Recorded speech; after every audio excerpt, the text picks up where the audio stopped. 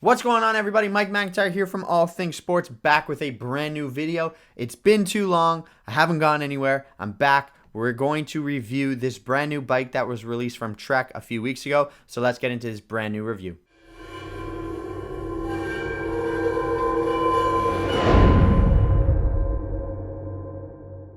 Before we get into it, thanks for stopping by. As always, I hope you're having a great day. Be sure to hit the like button, hit the subscribe button, hit the bell notification, and if you have any comments, leave that down below. I'll definitely get an answer out to you, and let's get into this brand new video. I wanted to share my thoughts on this new Trek Domane that has recently been redesigned for 2023.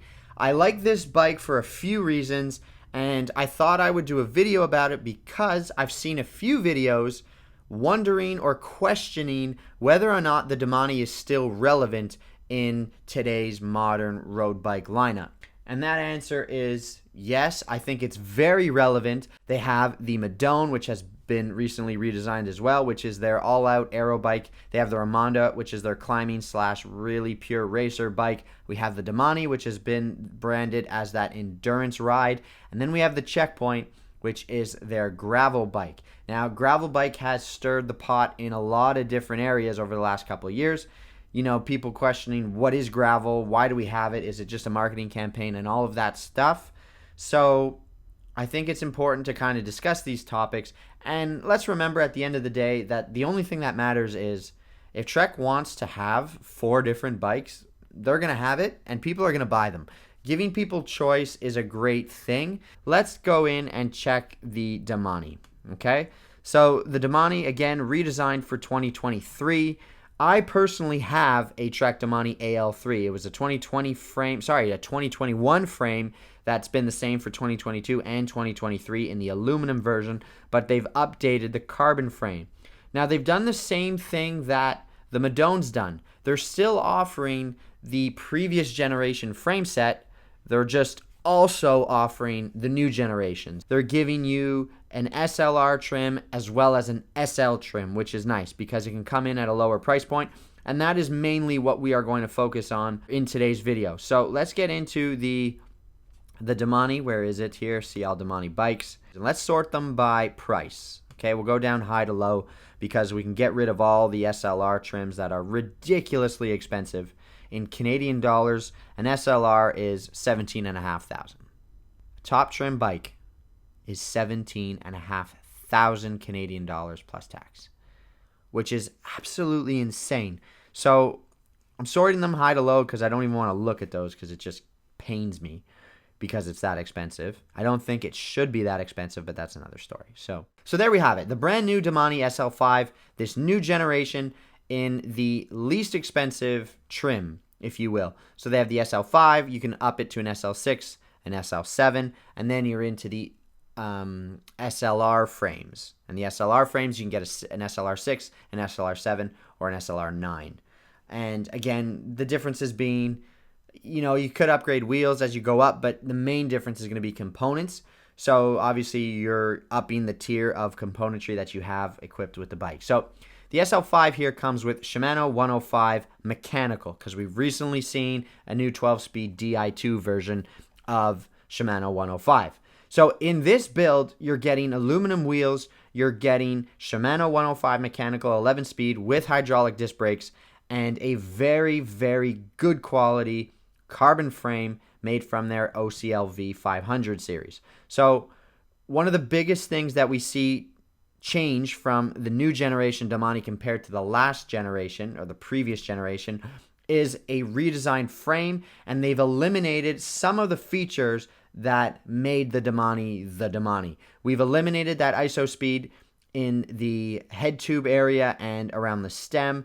That, you know, that shock-proof system is no longer a thing, which I think is probably the right move. I don't think it was super useful, and if anything, it probably just gave the bike more problems than benefits. So you've eliminated that, and they've redesigned the ISO speed that you get at the seat tube, and the seat post slides into that, and it's set at its factory setting. There's no adjustment there. The other benefit of eliminating it both at the head tube and at the seat post with all of this adjustment, you've significantly cut down the weight of the frame. Trek are saying they've cut 300 grams out from the weight of the SL frame between the Gen 3 and the Gen 4. So you've got a much more respectable weight for a very nice carbon frame. It still has some aero features. You can see that in the down tube. You can see that in the forks. Obviously, it has a very nice, clean front end with the handlebars and all of the hoses and cables running underneath the stem and then down into the head tube. I really like this stem design. The other thing the Domane is known for is this particular feature right here, this little compartment in the down tube, which allows you to store a few little extras. It can be a patch kit, repair kit. Now, let's move on to the argument that the Domane is not necessarily needed at this point. Arguments have been that there's just too many models available now and there's too much overlap. I get that train of thought, I really do. Because pure race bikes are getting wider tire clearance, they're getting more and more capable off of perfect pavement. They're sort of blurring the lines with this new gravel trend that everyone's going crazy with. Gravel bikes have a similar geometry to road bikes overall. They just have very wide tire clearance. And then, of course, aero bikes are getting lighter and lighter and lighter. So that line between aero bike is blurring into race bike. Race bike is blurring the lines into endurance bike in terms of tire clearance and gravel bikes in terms of tire clearance. So the main difference is geometry. Geometry is very, very often going to be the deciding factor between different bike models. Now, I've heard the argument that with the Domane, the big thing here is that it has a much taller head tube. So by having a taller head tube, you're effectively making the handlebars a little bit more accessible and less aggressive in terms of your riding position. So I just want to go over to this site here. Let's look at 99 Spokes, and I've pulled up the equivalent componentry across a bunch of Trek's models. I'm not including the Madone because the Madone is really a unique bike. It's an aero bike. I put in the AL3 because it's my bike and I'm going to use it as a control.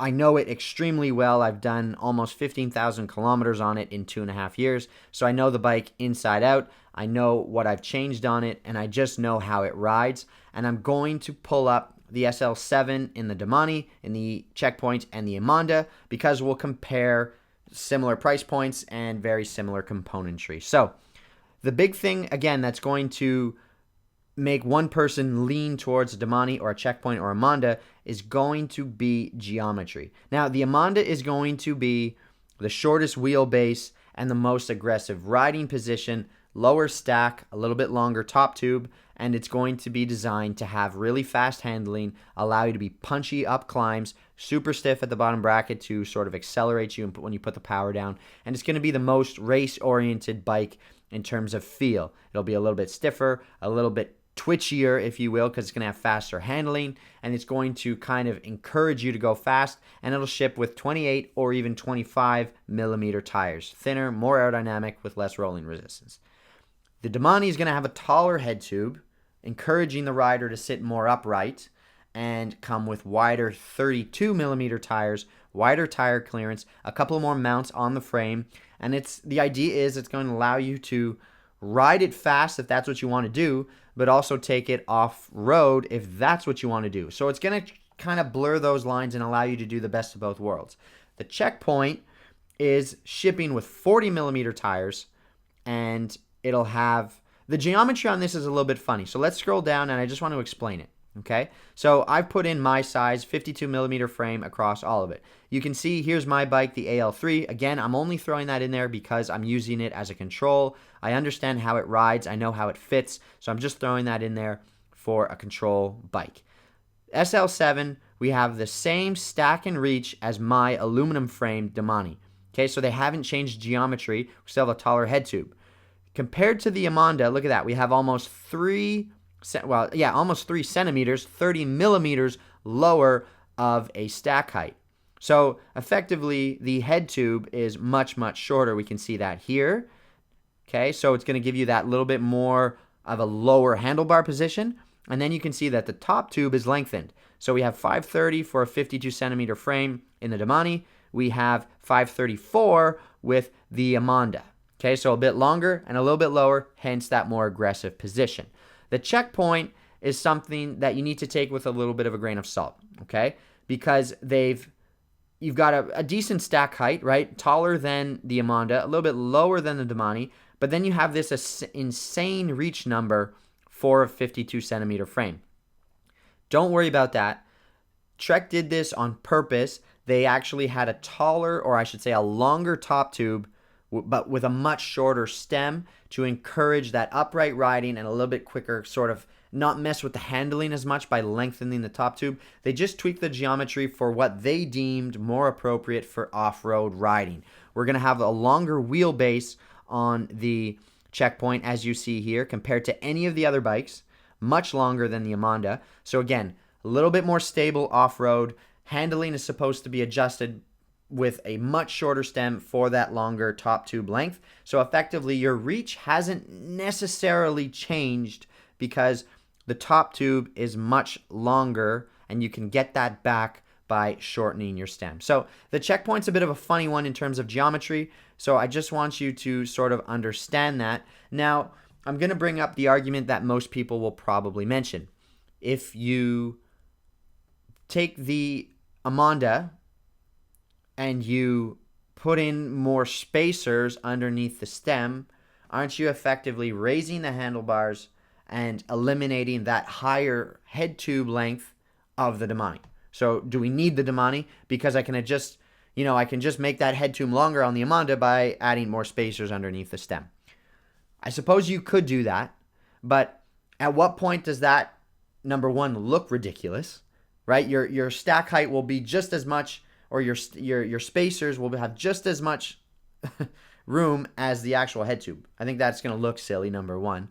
But most people will probably not buy the bike if they understand that the geometry is going to affect how it rides. There's not just head tube height and stack height that affects how the bike rides. The wheelbase, the chainstay length, the top tube length, all of these things will significantly affect the way the bike rides. So to hammer home my point, I think the Domane is relevant, and in fact, based off of its geometry being the tallest head tube, in other words, the least aggressive stack and reach, for most people, that bike is probably going to fit them better than any of the other models.